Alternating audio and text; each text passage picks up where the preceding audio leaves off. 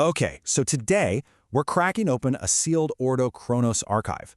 This is a document that details a thought experiment of, well, cosmic significance.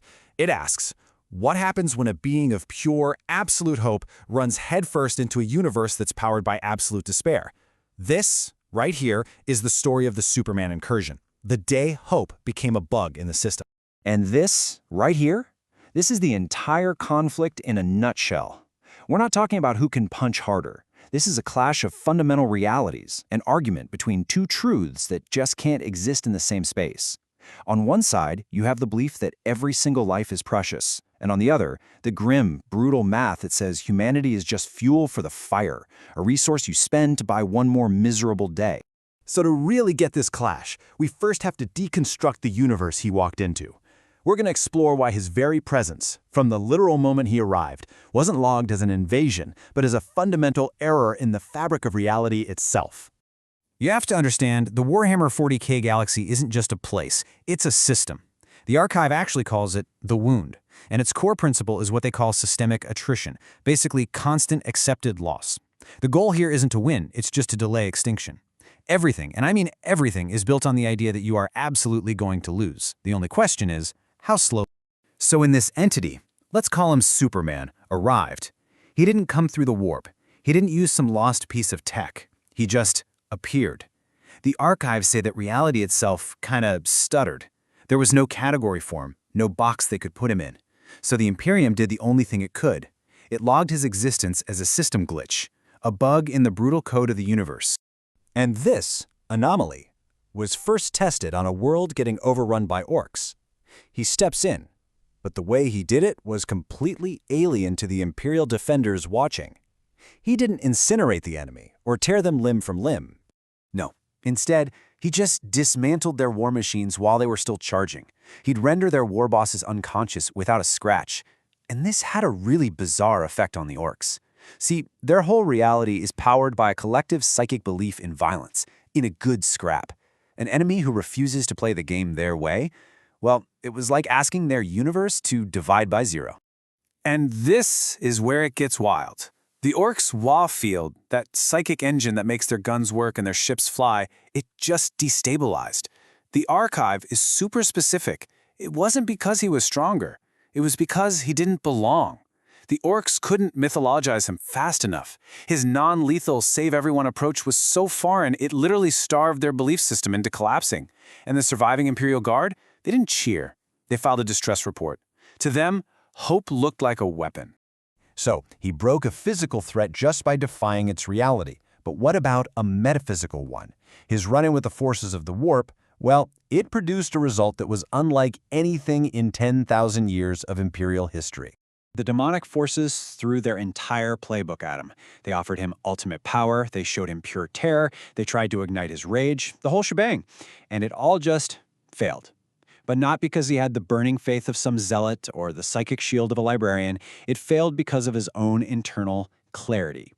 There was simply nothing for the corruption to hold on to. He didn't hurt chaos, he starved it. Think about it. In a galaxy where every powerful emotion, hate, fear, even righteous defiance, is food for the dark gods, he offered them nothing. He was, for lack of a better word, indigestible. For the first time, chaos ran into something it couldn't metabolize. It didn't even see him as an enemy. It marked him as an anomaly, a problem it couldn't solve. And that, right there, brings us to the biggest threat he posed. It wasn't his strength. It wasn't his invulnerability. It was the idea he represented. The Imperium could handle monsters. It could not handle the dangerous, viral idea of actual hope. The Inquisition actually has a term for this, a counter-narrative. It's more than just heresy. It's like an ideological virus that attacks a system's core programming. And in a society held together by necessary sacrifice and managed despair, the simple idea that things could be better becomes the single deadliest contagion of all. On the worlds he saved, you could see the infection starting to spread. Guardsmen started to wonder, wait a minute, is this suicide charge really the only way? Citizens relied a little less on desperate prayers. Planetary governors started to question if survival really required being so unbelievably cruel. These weren't rebellions, not yet. They were cracks in the very foundation of Imperial control. So what do? You can't defeat him. You can't corrupt him, and you can't contain the ideas he spreads. The Imperium was forced to deploy its most powerful and its most desperate weapon. And it wasn't a virus bomb or an assassin. It was the truth. Now, their first instinct was control, obviously. They tried to reframe him as a holy angel of the Emperor, a living saint. But the strategy completely flopped. He was just incompatible with their whole power structure. He refused to be worshipped, and he refused to take commands. You couldn't co-opt him, which left only one terrible option on the table. With control totally impossible, the Inquisition went for its final measure, revelation. They brought the entity to the most sacred place in the entire galaxy, Holy Terra itself, but not for a battle. They brought him there to be shown a terrible, necessary secret. And this is the choice they put in front of him. Standing before the Golden Throne, they revealed the truth. The Emperor wasn't a god. He was a corpse engine, a psychic dam holding back literal hell through the endless sacrifice of others. They showed him that to save humanity by his moral code, to end the suffering, would cause the Imperium to collapse, plunging the galaxy into a final, unwinnable war. To be the savior he was would doom everyone. So the incursion didn't end with a victory or a defeat. It ended with a profound mutual rejection between the hero and the very reality he found himself in. For the first time, the archive logs a hesitation. He finally understood the horrifying dilemma. He realized that to fix this universe on his terms, he would have to become a tyrant. Just a tyrant with good intentions. He would just be perpetuating the same cycle of control he opposed. And so, he made a choice. He left. And with his departure, the Imperium rendered its final verdict. The ideological threat he represented was officially classified.